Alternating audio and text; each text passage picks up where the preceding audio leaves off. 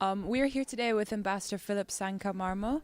We're very pleased to welcome you here today at the Institute for Cultural Diplomacy. Thank you so much for taking the time to answer a few questions with us. So we'd like to begin by asking you a few questions just to find out your views on various topical issues regarding your speech. And so first, of course, being here at the Institute, we would like to ask you, what is your personal understanding of cultural diplomacy? First, may I take this opportunity to thank you so much for having me here. It's better to begin with the term culture. Culture is the product of society. The way society manages its affairs, whether it's language, whether it's the way they dance, the way they prepare their food, and so on. So, cultural diplomacy begins with the society. It's collaboration between one society and another. And because the world now is a global village, so cultural diplomacy now has taken another new face altogether, having the face of globalization, having almost one culture all over the world, with the exception of people from one part of the world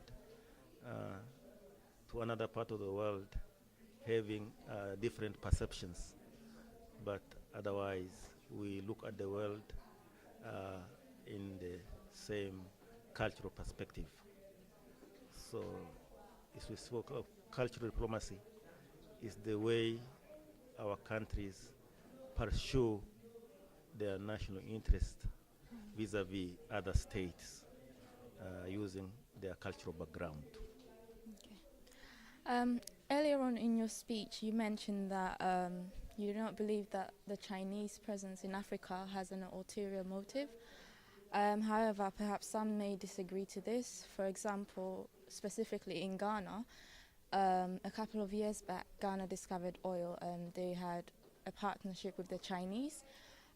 With this discovery, many Ghanaian citizens, believe that there will be an increase in job opportunities. However, it appears that most of these jobs went to the Chinese nationals. In addition to that, it has been reported that the Chinese nationals in Ghana were illegally mining gold, which caused some of the government to deport some back to China. What are your views on this, and can you suggest any solutions to these issues? Thank you so much for that very fascinating question. Let's begin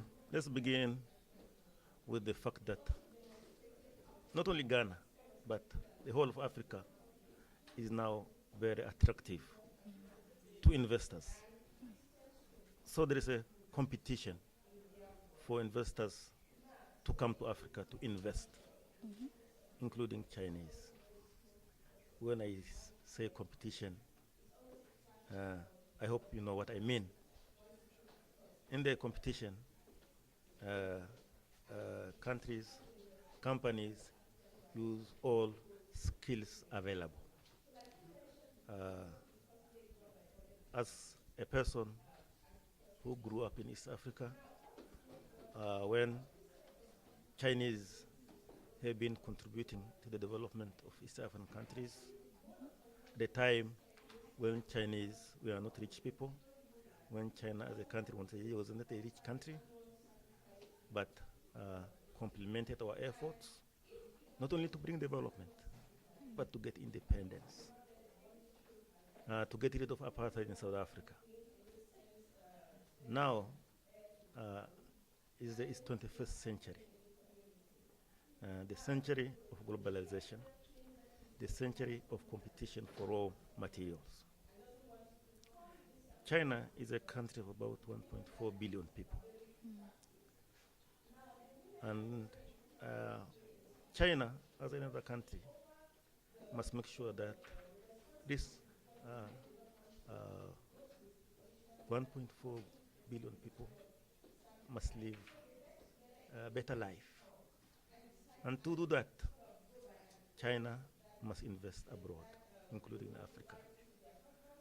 And that's where the competition comes in. So, as I indicated earlier, Chinese are not to blame for what's happening in Africa. Because it's not a policy of China to extract natural resources of Africa free of charge or using in the language looting. China does not loot. China negotiates with each African country and they agree. And they normally work to the word. They follow the word of the agreement. And that's why I earlier indicated that our officials must be very careful. They must be very skillful in negotiating contracts and agreements, not only with Chinese, but with any other company from other part of the world.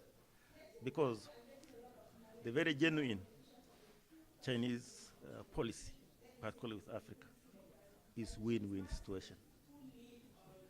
And for those of us who have been collaborating with China, we feel that they are genuine in that policy of win-win situation.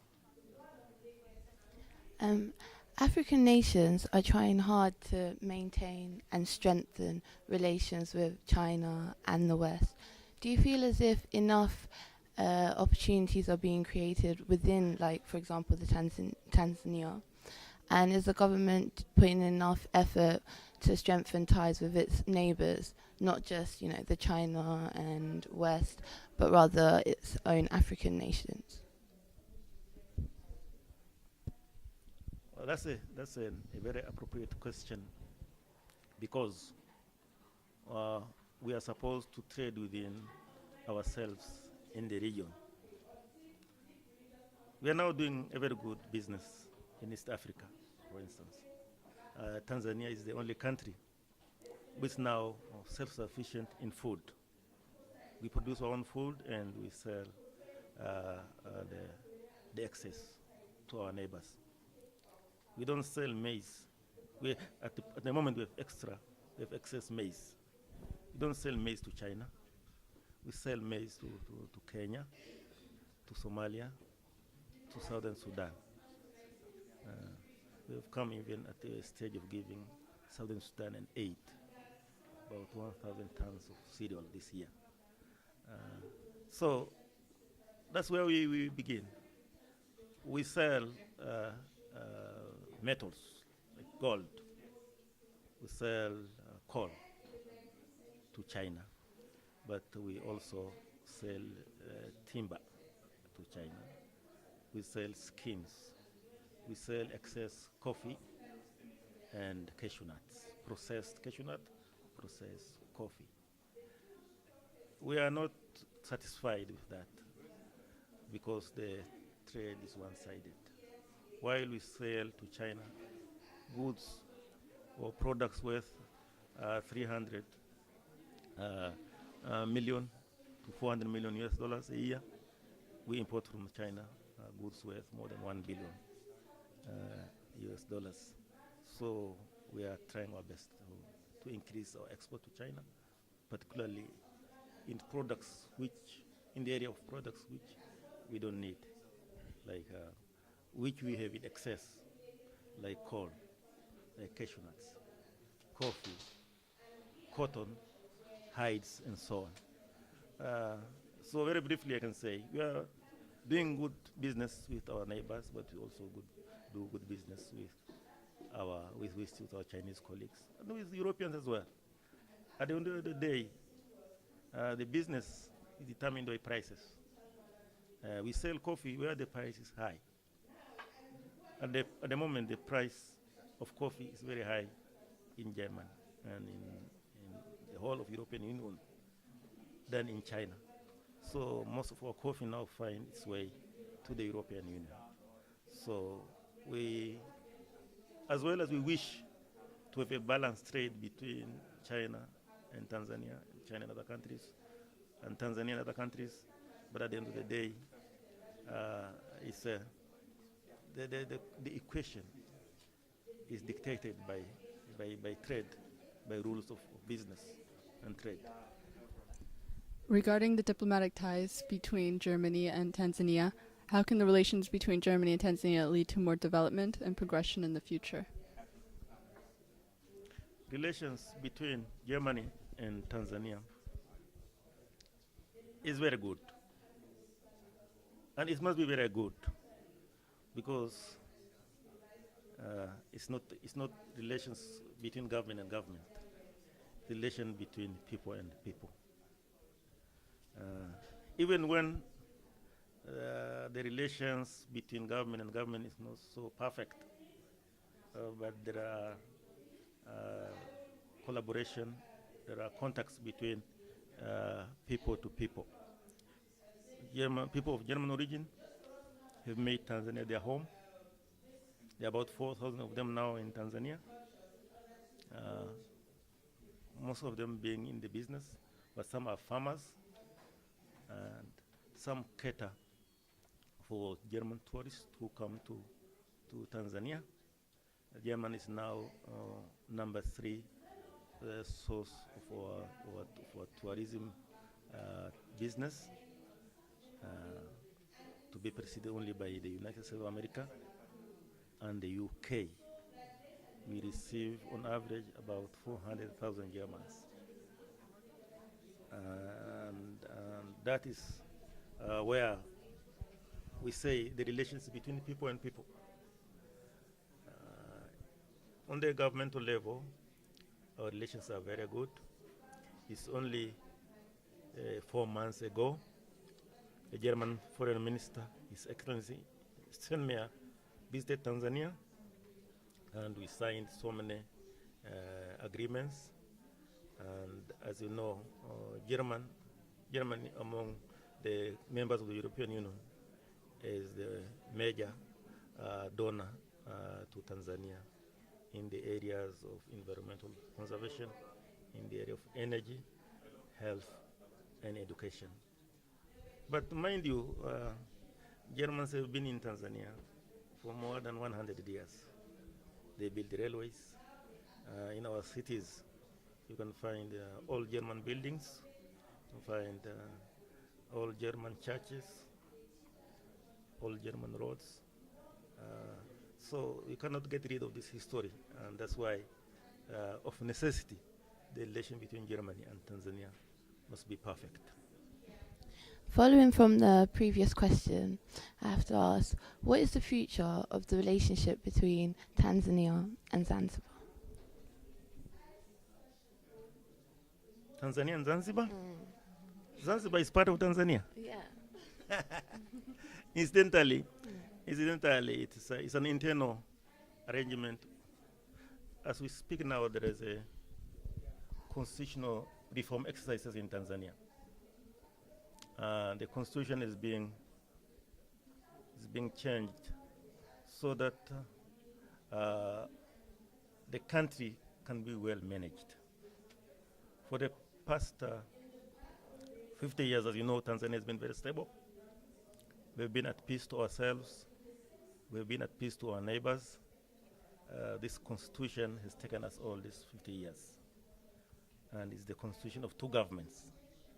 The government of the United Republic of Tanzania and the government of Zanzibar. The government of the United Republic of Tanzania handles matters of the Union, which you all know there are about 15, including foreign affairs, defense, security, and so on.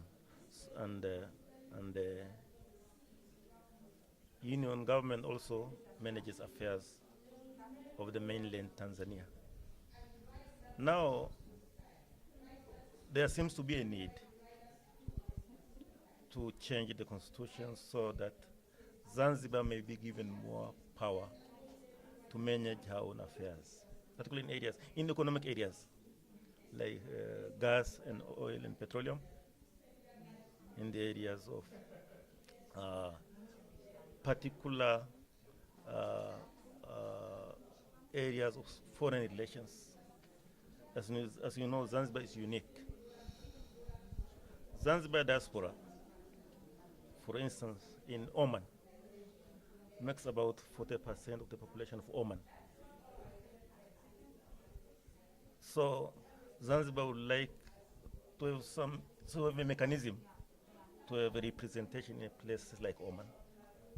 Zanzibar population is about more than 95% Muslim. So Zanzibar, as part of Tanzania, would like to be a member of the Organization of Islamic Countries. So maybe those are the areas which are being negotiated. But at the end of the day, there is nowhere in the draft constitution that that there will be two countries. There will be one country, the United Republic of Tanzania, but having that portion of the United Republic, Zanzibar, to have more power for her interests. Taking a consideration that Tanzania is a democratic country, recently there is a statement from the chairman of the parliament of the new constitution, which are trying to reform the constitution, that the Minister of Culture and Communication should take action against the medias which are trying to broadcast some kind of news from the parliament. What do you say about that? Is there a freedom of medias in Tanzania? I'm very happy that you follow development in Tanzania on day-to-day basis.